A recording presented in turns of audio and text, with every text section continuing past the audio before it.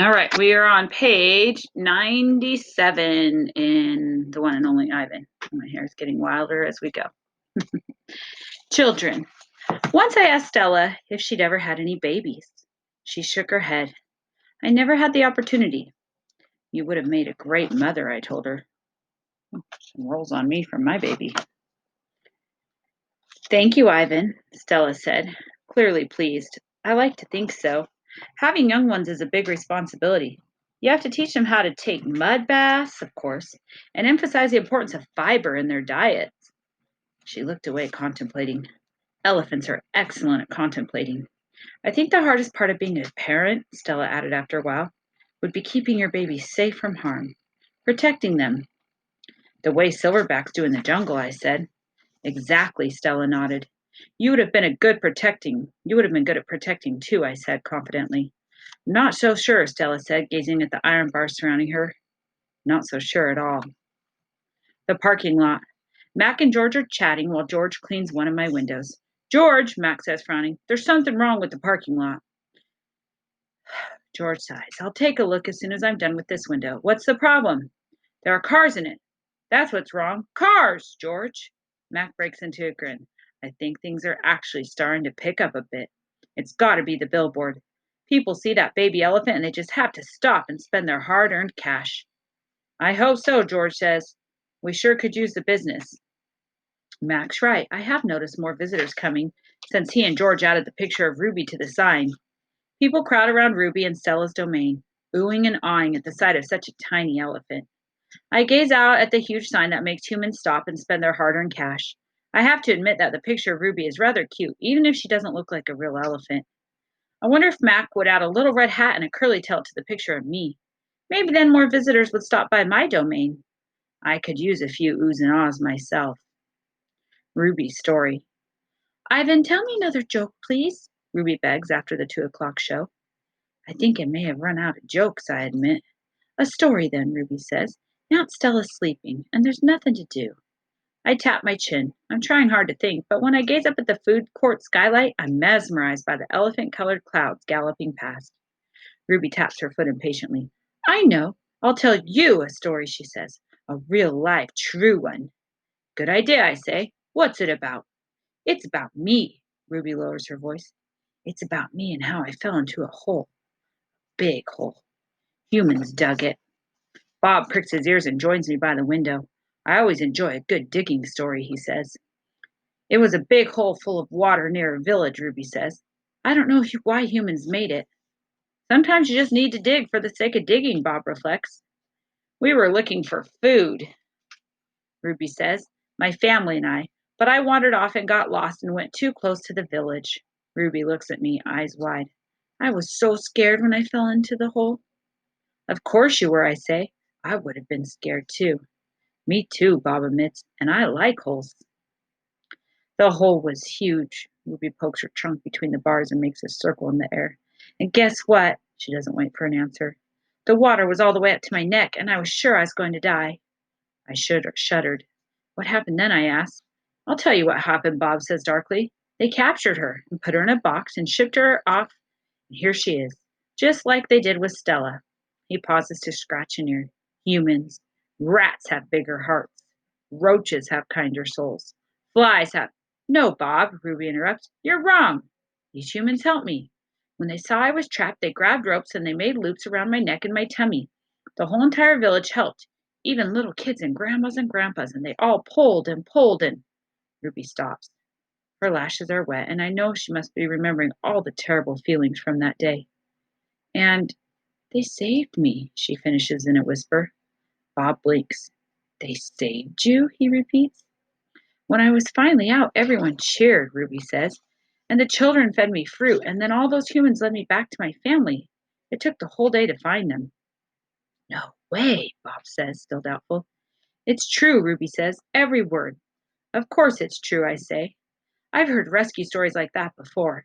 It's Stella's voice. She sounds weary. Slowly she makes her way over to Ruby. Humans can surprise you sometimes. An unpredictable species. Homo sapiens. Bob still looks unconvinced. But Ruby's here now, he points out. If humans are so swell, who did that to her? I send Bob a grumpy look. Sometimes he doesn't know when to keep quiet.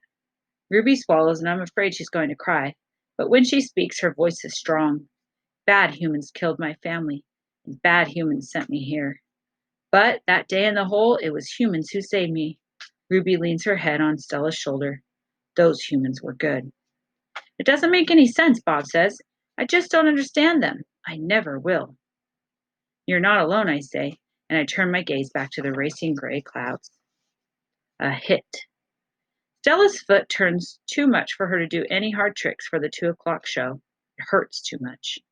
Instead, Mac pulls her, limping into the ring where she tracks a circle in the sawdust. Ruby clings to her like a shadow. Ruby's eyes go wide when Snickers jumps on Stella's back, then leaps onto her head. At the 4 o'clock show, Stella can only get as far as the entrance to the ring.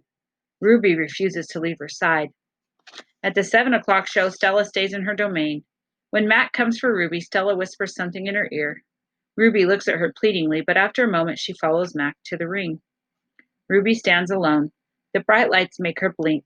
She flaps her ears. She makes her tiny trumpet sound. The humans stop eating their popcorn. They coo. They clap. Ruby is a hit. I don't know whether to be happy or sad.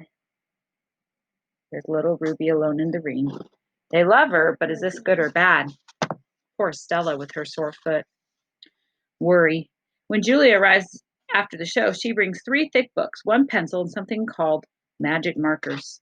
Here, Ivan, she says, and she slides 2 magic markers and a piece of paper into my domain. I like the sundown colors, red and purple, but I don't feel like coloring. I'm worried about Stella. All evening she's been quiet. She hasn't eaten a bit of her dinner. Julia follows my gaze. Where is Stella anyway? She asks, and she goes to Stella's gate. Ruby extends her trunk and Julia pats it. Hi, baby, she says. Is Stella all right? Stella is lying in a pile of dirty hay. Her breath is ragged. Dad, Julia calls. Could you come here a minute? George sets aside his mop. Do you think she's okay, Dad? Julia asks. Look at the way she's breathing. Can we call Mac? I think there's something really wrong. He must know about her, George rubs his chin. He always knows. But a vet costs money, Jules. Please. Julia's eyes are wet. Call him, Dad. George gazes at Stella. He puts his hand on his hips and sighs. He calls Mac. I can't hear all of his words, but I can see George's lips tighten into a grim line. Gorilla expressions and human expressions are a lot alike. Mac says the vet's coming in the morning if Stella's not any better, he tells Julia. He says he's not going to let her die on him, not after all the money he's put into her. George strokes Julia's hair. She'll be all right. She's a tough old girl. Julia sits by Stella's domain until it's time to go home. She doesn't do her homework. She doesn't even draw. The promise. My domain gleams with moonlight when I awake to the sound of Stella's calls. Ivan, Stella says in a hoarse whisper. Ivan. I'm here, Stella. I sit up abruptly, and Bob topples off my stomach. I run to a window. I can see Ruby next to Stella sleeping soundly. Ivan, I want you to promise me something, Stella says. Anything, I say. I've never asked for a promise before because promises are forever. And forever is an unusually long time, especially when you're in a cage. Domain, I corrected her. Domain, she agrees. I straighten to my full height. I promise, Stella, I said, in a voice like my father's. I promise, Stella. But you haven't even heard what I'm asking yet, she says, and she closes her eyes for a moment. Her great chest shudders. I promise anyway. Stella doesn't say anything for a long time. Never mind, she finally says. I don't know what I was thinking. The pain is making me addled. Ruby stirs. Her trunk moves as if she's reaching for something that isn't there. When I say the words, they surprise me. You want me to take care of Ruby. Stella nods a small gesture that makes her wince. If she could have a life that's different from mine, she needs a safe place, Ivan. Not here, I say. It would be easier to promise to stop eating and to stop breathing, to stop being a gorilla. I promise, Stella, I say. I promise it on my word as a silverback. Knowing. Before Mac, before Bob, even before Ruby, I know that Stella is gone. I know it the way you know that summer is over and winter is on its way. I just know. Stella once teased me that elephants are superior because they feel more joy and more grief than apes. Your gorilla hearts are made of ice, Ivan, she said, her eyes glittering. Ours are made of fire. Right now, I would give all the yogurt raisins in all the world for a heart made of ice. It's really sad. He doesn't want his heart to feel the pain of losing his best friend. 5 men. Bob heard from a rat, a reliable sort, that they tossed Stella's body into a garbage truck. It took 5 men and a forklift. Comfort. All day I try to comfort Ruby, but what can I say? That Stella had a good and happy life? That she lived as she was meant to live? That she died with those who loved her most nearby? At least the last is true. Crying. Julia cries all evening while her father sweeps and mops and dusts and cleans the toilets. When George sees Mac, he runs to him. I can only hear of a few words. Vet, should have, wrong. Mac shrugs. His shoulders droop. He leaves without a word. When George wipes the fingerprints off my glass, his cheeks are wet. He doesn't meet my eyes. We'll stop there, page 118. So next we'll read the one and only Ivan. That was a really sad part. It's hard to say goodbye to friends like that, and it's especially hard when you know that they died just because they didn't get the help they needed. So let's find out what happens next, how Ivan's going to try to keep his promise to Stella and take care of Ruby.